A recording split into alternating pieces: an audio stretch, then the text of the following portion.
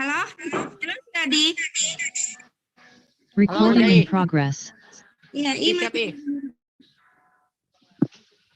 matiin. Ya.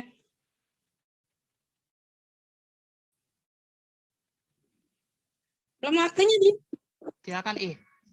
Udah sekarang. Halo, Tadi. Nggak apa-apa, Ih. Nggak apa-apa, langsung aja. Halo, Ya. Ih. Nggak apa-apa, Ih, sekarang, Ih. Tunggu. Ya. Ini.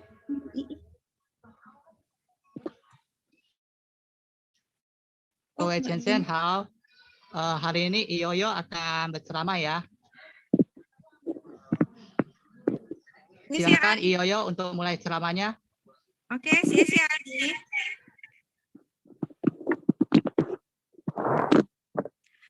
Halo, Kwejensen Tachiawan An. Senang sekali malam ini kita bisa berkumpul bersama-sama lagi dalam sharing Dharma online. Kwejensen, topik bahasan malam ini akan saya bawakan adalah membina diri mencapai penerangan sempurna. Kwejensen, kansiaten sete malam ini kita bisa bersama-sama lagi dalam sharing Dharma spesial tema yang diadakan oleh media komunikasi Chen Huiruyen secara online. Tanggal 21 Mei 2021 bertepat Sigwe Capgo ya, Imlek 2572, umat Buddhis akan memperingati Hari Trisuci Waisak. Sebagai spesial momen kali ini, Yoyo akan menyampaikan pokok bahasan yang menceritakan bagaimana perjuangan seorang Pangeran Siddhartha ketika membina diri hingga mencapai kebudahan atau penerangan sempurna. Tapi sebelum melanjutkan, saya berterima kasih atas karunia Tuhan Yang Maha Esa, Budi Luhur Guru Agung Secun Semu, kebajikan dari Maha Sesepuh dan Sesepuh ke Welas Asian Centian Tuanse, bimbingan para Ciangse, juga tentunya dukungan para budiman sekalian yang sudah meluangkan waktu untuk mengikuti sharing Dharma ini. Kwejensen, dalam membina diri, tentunya kita akan menemui hambatan ataupun cobaan ya. Demikian juga dengan Sang Buddha. Di sini saya akan menceritakan gimana sih perjuangan seorang pangeran untuk mencapai penerangan sempurna. Semua dapat mendengar dan merenungkan. Ketika seorang membina diri, berbuat kebaikan aja nggak cukup, tapi dibutuhkan tekad yang kuat, semangat, dan keyakinan untuk mencapai keberhasilan seperti para suci. Kali ini saya akan menceritakan kisah riwayat hidup Sang Buddha Siddhartha Gautama. Semoga kita semua dapat memahami gimana perjuangan beliau dalam membina diri hingga mencapai kebudahan. Siddhartha Gautama adalah seorang pangeran dari Kerajaan Kapilawastu. Ayahnya Raja Sudodana dari suku Sakya, ibunya Ratu Mahamaya, putri dari seorang raja yang bernama Anjana dari kerajaan Palya.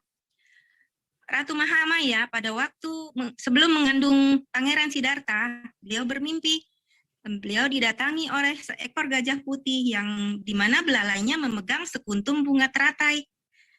Yang kemudian gajah putih itu masuk ke dalam perut Ratu Mahamaya.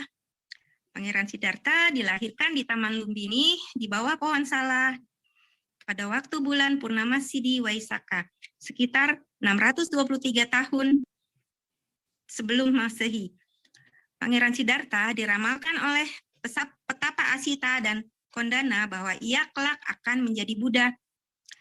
Para Brahmana istana pun meramalkan bila Pangeran Siddhartha mewariskan tahta kerajaan, maka ia akan menjadi raja dunia. Pangeran Siddhartha menjalani kehidupan suci, maka ia akan menjadi Buddha. Nah, pada hari ke-7, setelah Pangeran Siddhartha dilahirkan, ibunya Ratu Mahamaya meninggal dunia. Raja Sudodana kemudian menikah lagi dengan Maha Prajapati Gotami, yang merupakan bibi dari Pangeran Siddhartha atau adik dari Ratu Mahamaya. Dari pernikahan itu lahirlah seorang putra yang bernama Nanda dan seorang putri yang bernama Sundari Nanda atau Rupananda. Raja Sudodana berharap Pangeran Siddhartha menjadi raja yang agung, yang besar. Untuk itu maka dia membangun 3 istana yang megah agar ia dapat menikmati kehidupan duniawi dan hidup berbahagia. Tapi nggak gitu ya. Ketika berusia 16 tahun, Pangeran Siddhartha dinikahkan dengan putri yang cantik dan bijaksana bernama Yasodhara. Dari pernikahan itu, antara Pangeran Siddhartha dengan putri Yasodhara memperoleh seorang putra yang diberi nama Rahula yang berartinya belenggu. Suatu hari Pangeran Siddhartha ingin keluar dari istana. Ia berkeliling kota untuk maka pada saat itu beliau melihat ada beberapa peristiwa, yaitu yang pertama orang tua, yang kedua orang sakit, ketiga orang mati, dan yang keempat seorang pertapa.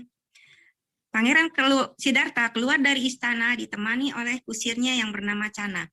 Ketika sedang berada di jalan, tiba-tiba seorang lelaki tua melintas di sepanjang jalan tanpa bisa dicegah. Pangeran Siddhartha sangat terkejut dengan apa yang dilihatnya. Ia bertanya kepada Channa, apa yang saya lihat itu? Channa menjelaskan, orang tua, seseorang yang tidak akan hidup lebih lama lagi, dan semua orang pasti akan mengalami usia tua. Pangeran Siddhartha sedih, terguncang hatinya. Ia berpikir dirinya sendiri, anaknya, ayahnya, istrinya, semua orang yang dicintainya akan menjadi tua. Dia ingin tahu apakah ada cara yang bisa mencegah dan mengatasi usia tua ini. Nah, 4 bulan kemudian, Pangeran Siddhartha keluar dari istana lagi, menyamar sebagai pemuda bangsawan.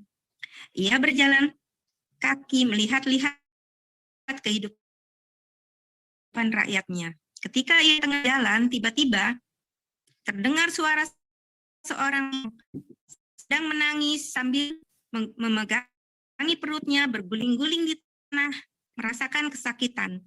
Pangeran Siddhartha merasa iba. Dengan penuh welas asih, dia mendekati orang itu dan memangku kepalanya, berusaha menenangkan dan bertanya apa yang terjadi. Namun orang sakit itu nggak bisa jawab. Channa menjelaskan orang itu sedang sakit. Pangeran Siddhartha sangat sedih mengetahui fenomena duniawi ini karena sejak beliau dilahirkan hingga dewasa, beliau itu tidak pernah dikasih lihat hal-hal yang menyedihkan ya, karena di istananya itu semuanya diberikan kebahagiaan oleh ayahnya. Karena ayahnya takut kalau beliau sampai melihat 4 peristiwa itu diramalkan oleh para Brahmana, beliau akan menjadi Buddha dan meninggalkan istana. Nah, 4 bulan kemudian Pangeran Siddhartha kembali memohon untuk keluar istana. Di tengah perjalanan tampak iring-iringan orang di tepi jalan. Orang-orang itu mengusung sebuah tandu yang di dalamnya ada seorang lelaki kurus kering, terbujur kaku, ditutupi sehelai kain. Pangeran merasa heran, kembali bertanya kepada Channa. Channa pun menjelaskan, orang itu telah mati. Semua orang akan mati tanpa terkendali. Pangeran Siddhartha sering menyendiri merenungkan peristiwa tadi. 4 bulan kemudian ia meminta izin untuk keluar istana lagi. Dengan ditemani Channa, Pangeran menuju taman istana. Ketika ia sedang duduk di taman, Pangeran melihat seorang lelaki dengan kepala dicukur bersih datang dari kejauhan. Pangeran bertanya, siapa orang itu? Channa menjelaskan, orang itu adalah membina diri. Setelah mendengar hal itu, Pangeran merasa bahagia dan menyadari. Setelah melihat 4 peristiwa itu, Pangeran Siddhartha menyadari bahwa terlahir sebagai manusia atau ketidakkekalan yang duka ataupun derita. Oleh karena itu, beliau meninggalkan kehidupan rumah tangga dan istananya yang megah untuk menjalani hidup sebagai seorang pertapa dalam usia 29 tahun. Beliau bertapa di hutan Uruvela dan beliau berguru kepada Alara Kalama dan Udaka Ramaputa. Tapi dalam waktu singkat, ia dapat menyamai kepandaian kedua orang gurunya tersebut. Recording in progress. Beliau menyadari apa yang telah dilakukannya itu bukanlah cara untuk menyiapkan duka. Kemudian beliau melakukan praktek penyiksaan diri bersama kelima temannya, yaitu Kondana, Mahanama, Asaji, Badia, dan Wapa.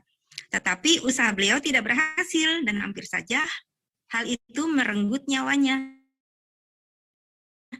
Untung dengan susu yang diberikan oleh seorang gembala yang lewat.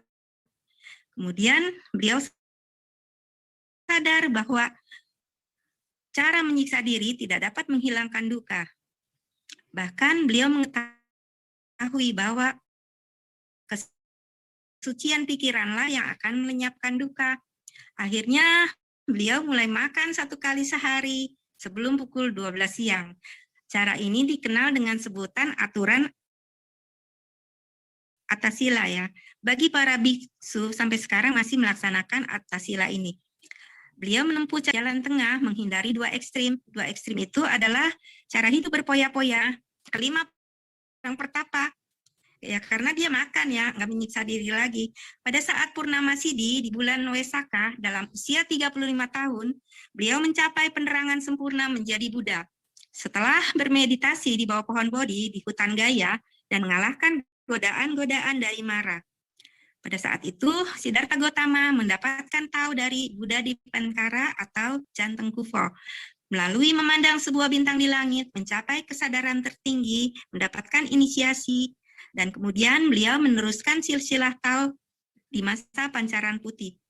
Beliau menurunkan Dharma Sanubari di Gunung Lingsan dengan sekuntum bunga di tangan murid-muridnya.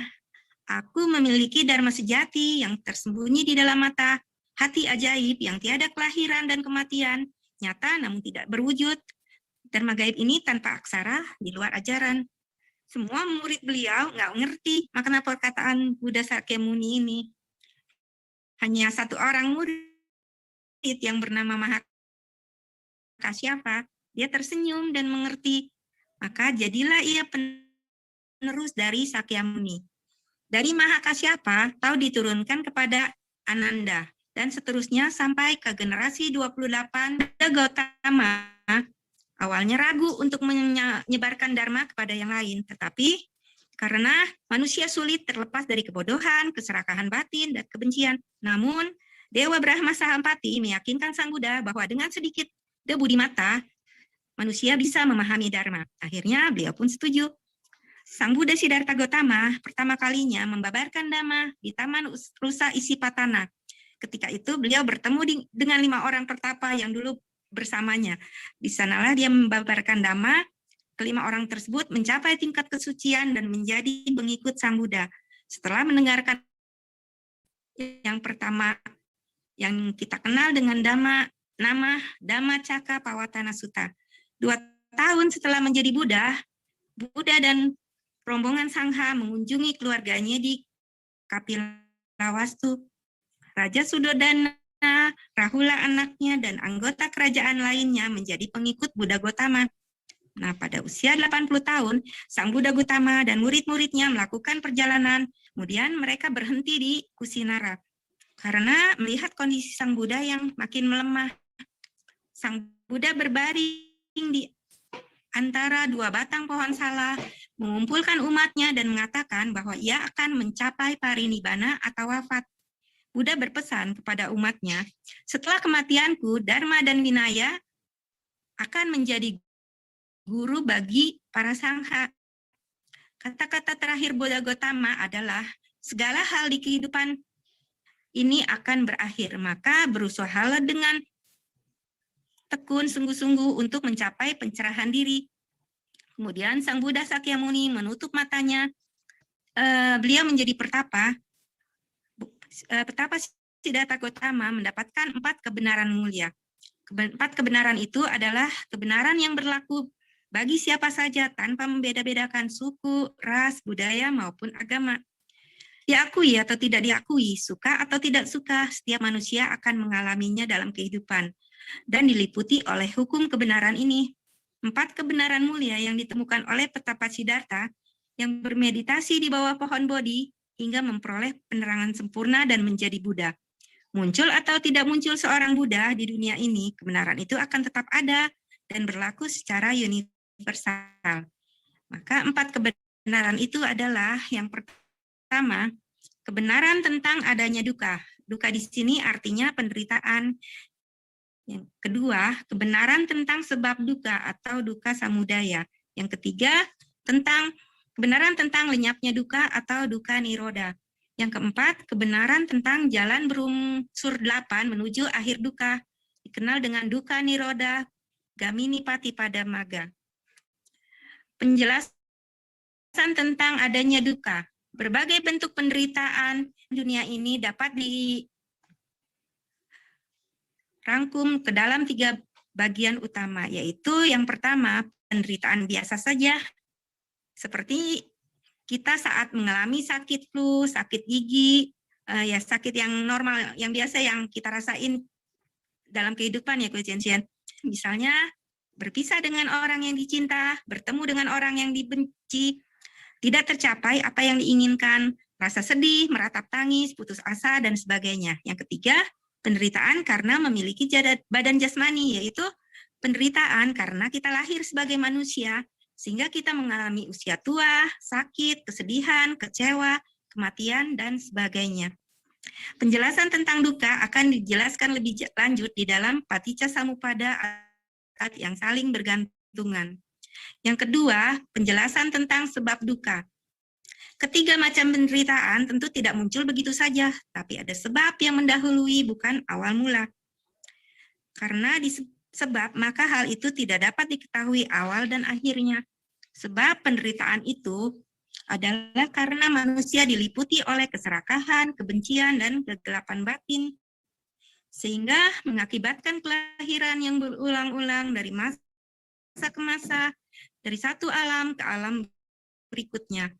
Manusia banyak yang tidak menyadari bahwa kebebasan dari semua untuk penderitaan yang dapat dicapai ketika masih hidup, karena kebanyakan kita melekat pada kesenangan nafsu indera, menghancurkan kehidupan makhluk lain, menganut pandangan yang salah, yang menyusahkan banyak orang, dan menjanjikan kebahagiaan yang semu dan sementara. Belajar lebih baik tentang kebenaran universal. Menjadi orang yang dungu, yang hanya tahu tapi tidak membedakan kebaikan dan kejahatan.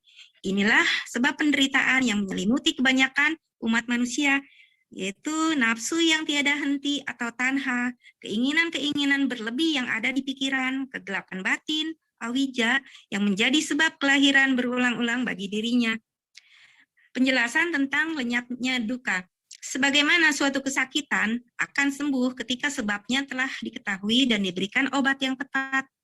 Demikian pula penderitaan seseorang juga dapat ditransformasikan dengan mempraktekkan cara-cara yang benar dan berlaku secara universal. Kebahagiaan akan dicapai ketika ia terbebas dari penderitaan itu. Kebahagiaan ini adalah kebahagiaan sejati Koeciensian yang mana tidak akan diketahui kemana perginya seseorang yang telah terbebas dari derita batin dan jasmani. Inilah kebahagiaan nirwana atau kita mencapai nibbana. Kebahagiaan yang dapat dicapai bukan setelah meninggal dunia saja, tetapi juga ketika kita masih hidup di dunia ini. Nirwana bukanlah suatu tempat, melainkan keadaan di mana seseorang mempunyai pikiran yang sangat jernih, yang telah terbebas dari sifat serakah, kebencian, dan kegelapan batin. Ia dapat mencapainya karena ketika masih memiliki badan jasmani. Sebagaimana perjuangan Pangeran Siddhartha mencari jalan keluar dari fenomena usia tua, sakit, dan kematian hingga menjadi Buddha.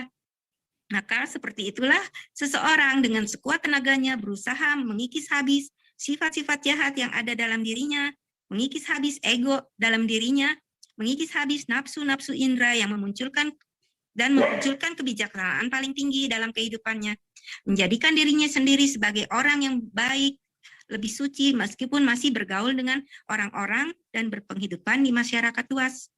Kelak ketika ia meninggal dunia, maka tidak akan ada lagi orang yang mengetahui kemana ia pergi, karena nirwana bukanlah suatu tempat. Sebagaimana api itu ada, namun tidak seorang pun yang dapat mengetahui kemana perginya api setelah padam. Jika diibaratkan sebuah lilin yang menyala, api itu adalah kebencian, keserakahan, dan kegelapan batin. Dan batang lilin itu adalah badan jasmani kita. Maka ketika nyala lilin padam dengan habisnya batang lilin yang terbakar, saat itulah fenomena-fenomena selanjutnya dari lilin tersebut tidak diketahui oleh siapapun. Inilah gambaran nirwana secara sederhana. Jadi sangat mungkin kebahagiaan sejati dapat dicapai bukan setelah meninggal dunia, tapi juga ketika kita masih hidup. Penjelasan kebenaran tentang jalan mulia berunsur 8 menuju akhir duka. Cara melenyapkan duka adalah dengan mempraktekkan jalan mulia berunsur 8 yang terdiri dari yang pertama, kebijaksanaan ada 2 poin, yaitu pengertian benar, pikiran benar. Yang kedua, kemoralan 3 poin, ucapan benar, perbuatan benar, pencaharian benar. Yang ketiga, konsentrasi, daya upaya benar, perhatian benar, dan konsentrasi benar. Kochen-Sien, ketika ada yang menyatakan bahwa Tao ini tidak ada hubungannya dengan agama Buddha, maka kita bisa jelaskan di sini. Tao adalah hakikat kebenaran yang sejati, sifatnya universal. Hakikat kebenaran ini diberikan kepada badan raga kita oleh Sang Tien Murni.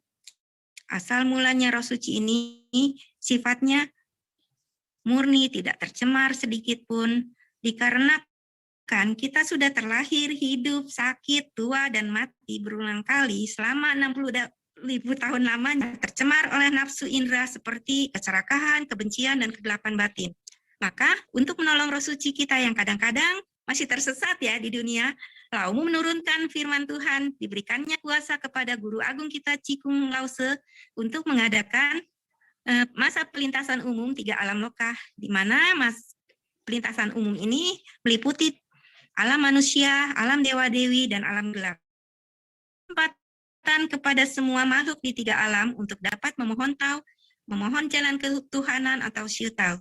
Setelah Shu Tao, kita dapat membina hati Tao kita yang semula atau roh suci kita yang semula, agar kembali kepada hakikat kebenaran yang sejati sebagai jalan untuk melepaskan diri dari perputaran roda reinkarnasi, tidak mengalami penderitaan lagi, hidup sebagai manusia yang hanya sementara.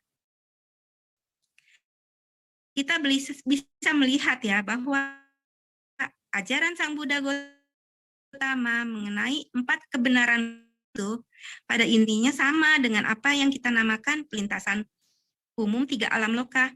Sang Buddha mencari jalan untuk melenyapkan penderitaan, mencapai kebahagiaan tertinggi, mencapai nibbana. Sebenarnya, bila diibaratkan pohon, Tao ini adalah akar dari pohon tersebut. Sedangkan agama-agama yang kita ketahui sekarang ini adalah ranting-ranting yang hidup di pohon tersebut.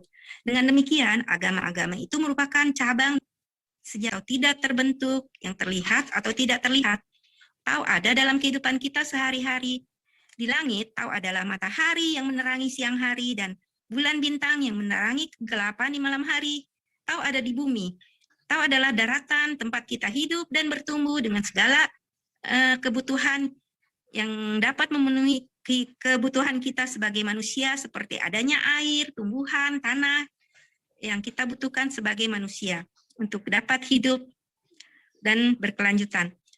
Tao ada di hati. Tao adalah roh suci kita yang sejati, di mana kita dapat memiliki hati nurani. Maka 4 kebenaran mulia yang didapatkan oleh Sang Buddha selaras dengan Tao yang kita dapatkan, Kochen-Sien. Jangan dibilang Tao adalah ajaran yang bertentangan dengan ajaran Sang Buddha. Lagi ya, Yoyo. Iya. Kalau kita mau menyadari di suatu kitab, Sang Buddha Sakyamuni pernah berkata, di depan matamu, ya, kitab hari mujizatnya nirwana, ya Aldi. Dharma sejati yang aku miliki tersembunyi di dalam mata, hati ajaib terwujud.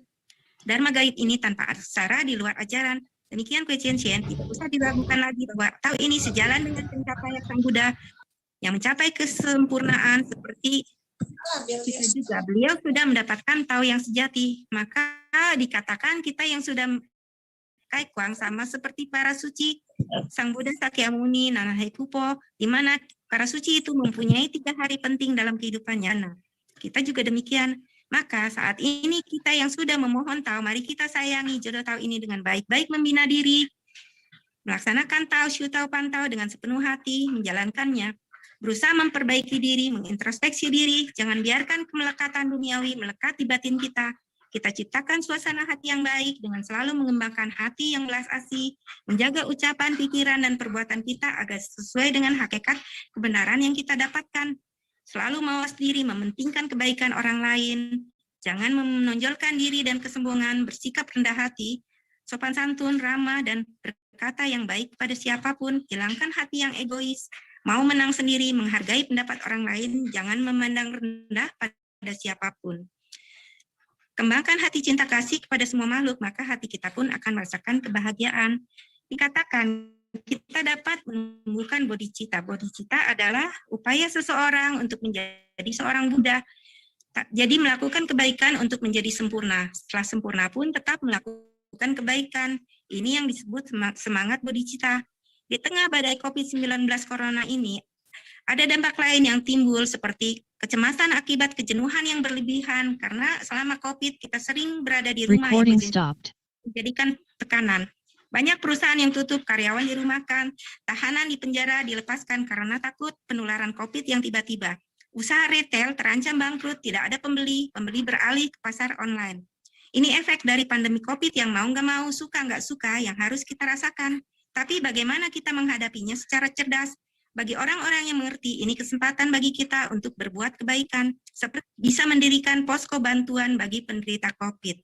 Peduli dampak COVID-19 dengan kegiatan membagikan sembako, membagikan nasi bungkus bagi yang kurang mampu, melakukan sesuatu yang bisa meringankan penderitaan orang lain. Hal ini banyak dilakukan oleh potang-potang lain atau wihara yang lain di sekitar kita.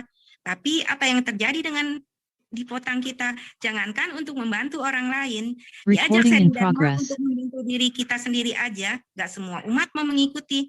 Semangat bodhicitta inilah yang harus kita kembangkan.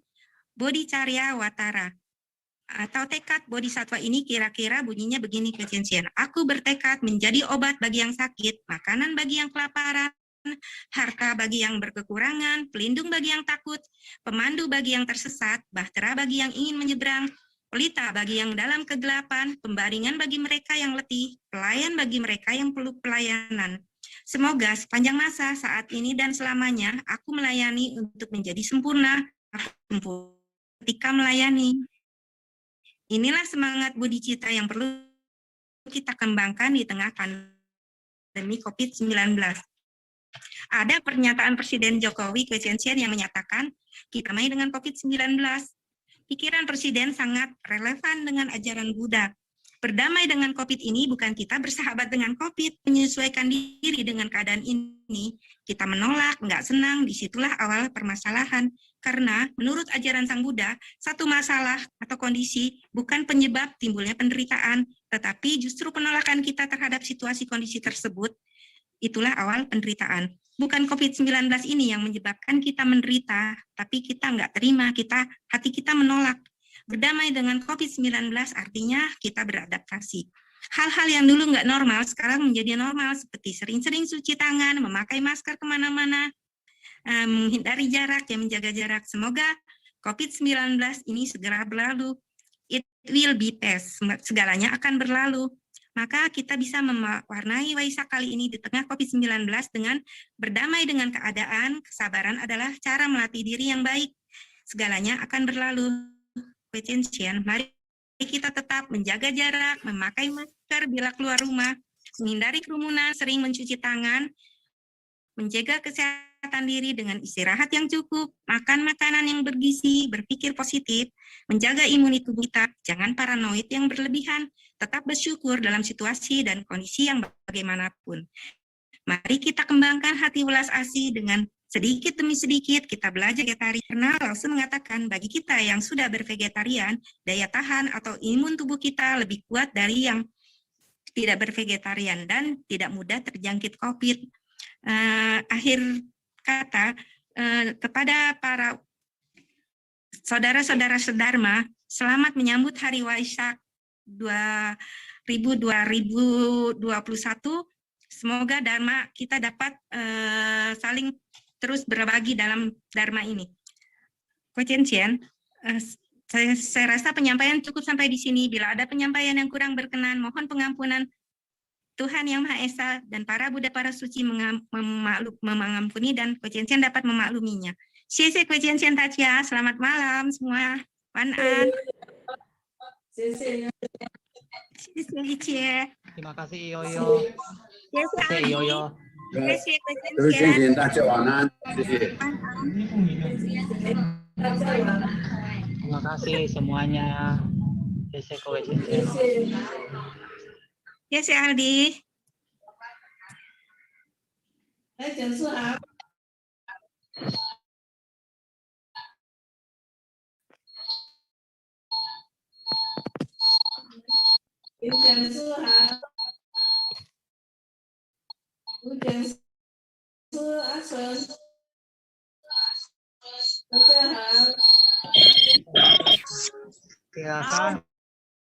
Silakan meeting. Silakan.